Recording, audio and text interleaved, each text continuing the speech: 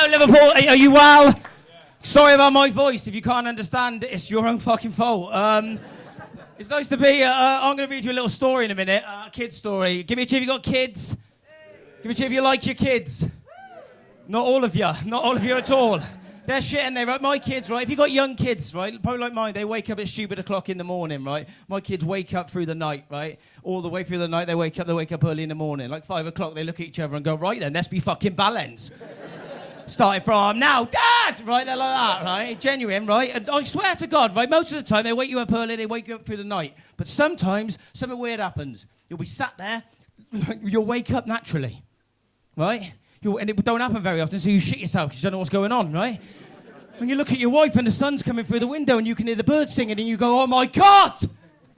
They're dead. But you don't get out of bed. You don't get out of bed, Liverpool, because you don't want to fucking risk it, right? It's a weird world. I'm bringing children into this world. I'm bringing children into the world. It's a weird world to come into, right? You're right, mate. I was born in the 80s, right? I was born in 84, right? And now if you saw someone in the 80s with a neck or a face tattoo, you'd be like, ah, he's hard. You fast forward to 2019, you're like, ah, I bet he's a vegan. Different world we live in. I remember the year 2000. I was 16 in the year 2000, and the biggest hit of the year was by a man called Craig David. Lovely face, great hair, right? It was a song called 7 Days, which was about chatting up a slag, right? For those of you who don't know, right, that song went, I met this girl on Monday, I took her for a drink on Tuesday, we were making love by Wednesday, and on Thursday and Friday and Saturday we chilled on Sunday. Imagine that song coming in 2019. It's a different fucking world we live in, Liverpool. It'd just be like that. I met this girl on Monday, Tuesday, anal. It's different. But I'm going to read, I've been reading, I read my kids' books, right? Normally not as long as this, granted, right? It's going to take a little bit, right? But I read my kids' books, right? I normally read the really short books because I want them to go to bed. I want to get cracking onto that wine. Do you know what I mean? To forget their existence, right? But I'm going to read you a segment of The Gingerbread Man. But I got bored. It was my favourite book as a child, right? And my kids love it. But I'm bored of it because it's a load of bullshit. So I've changed it. Zhuzhed it up a bit for 2019. And I'm going to say it for you now, right? Strap yourselves in. Get comfy. Finger in at the back. Why not? Yeah, have it. Come on. I'll be over in a minute, Nan. You crack on. Once upon a time, a little old woman and a little old man lived together on a farm. All right. We assume these people were married or from Norfolk. Obviously, it's not just men and women who can live together. In fact, it's quite acceptable for people of the same sex to enter into marriages these days. Modern. They were kind people. It made them sad that they had no children. But despite the figure of about 75,000 children looking for homes in the UK for adoption or foster, selfishly, they never considered this. If only we had a little boy, sighed the woman. If only we had a child who self-identified as a boy. Laughed the man. I know, she said one day. I could make a child out of gingerbread. Right. Said the old man. So off she went to the kitchen. I'll cook, said the old man. You know, you're all right. You'll only mess it up and leave a mess everywhere for me to clean up. Ha ha ha ha. Patronisingly laughed the woman. I can cook, you know, Sharon. I can bake. I'm fully aware of that, Jeff. I'm fully aware that 3 out of the 9 previous winners of the Great British Bake Off have actually had penises. But this was my idea and I'm doing it my way. So get the fuck out of the kitchen.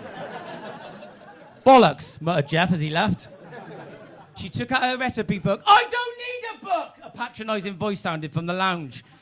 She weighed and she measured, she mixed and she stirred. She rolled out the dough and put it into a little shape, then popped it into the oven.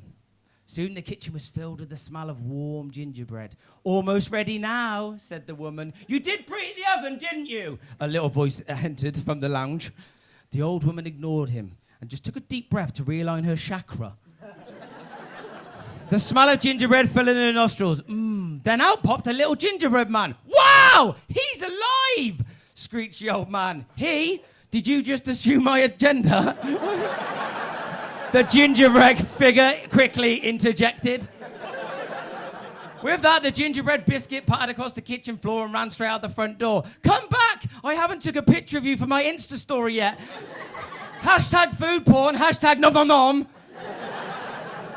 Stop! called the woman. Stop, stop, called the man, somehow thinking his male voice would have more impact and authority in the situation.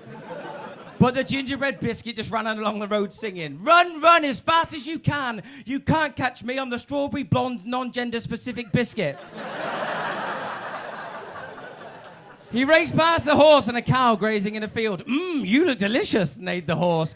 Come here, little one, help me, cried the cow. Please, the farmer has been artificially inseminating me since I was 15 months old, and each time taking away my calf just 36 hours in, so the farmer can sell my milk to the highest bidding supermarket.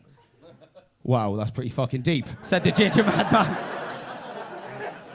Run, run as fast as you can. You can't catch me on the strawberry blonde non-gender specific biscuit. He sped past the farmer, hard at work in the field. What a treat, said the farmer. Gel on, mush. I saw what you did to that cow a few pages back.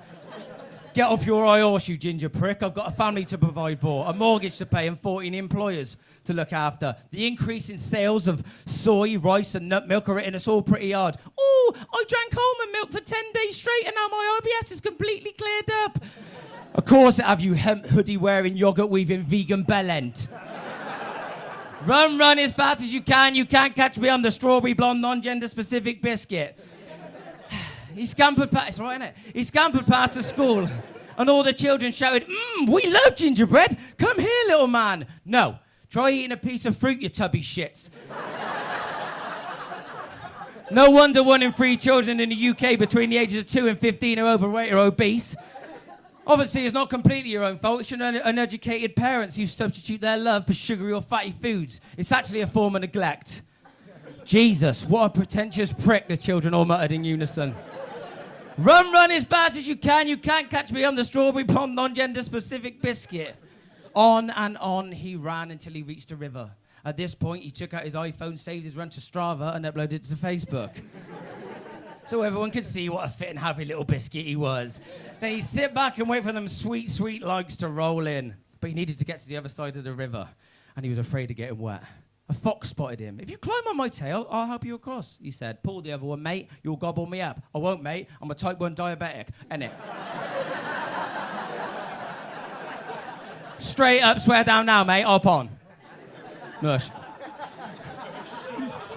The fox started swimming with a strawberry blonde non-gender specific biscuit on his tail. Soon, though, he was dragging in the water, because that's where he is. Sorry, mate. Sorry, mate, climb on my back. But soon the water was lapping over the fox's back. I'm so sorry, said the fox. Do climb on my head. The strawberry blonde non-gender specific biscuit tiptoed to the fox's head. The fox tossed him up in the air. Snap! The strawberry blonde non-gender specific biscuit was a quarter gone. Snap! He was half gone. Snap! 3/4 gone. Snap! And that was the end of the strawberry blonde non-gender specific biscuit. Wait. Last page. The sly fox slinked back to his den, feeling pretty good about himself. But that night, while he was sleeping, he was awoken by abdominal pains and a splitting headache. He scurried to the bathroom, but on the way, he shot himself all over the kitchen floor and subsequently slipped on the shit and banged his head on a corda unit.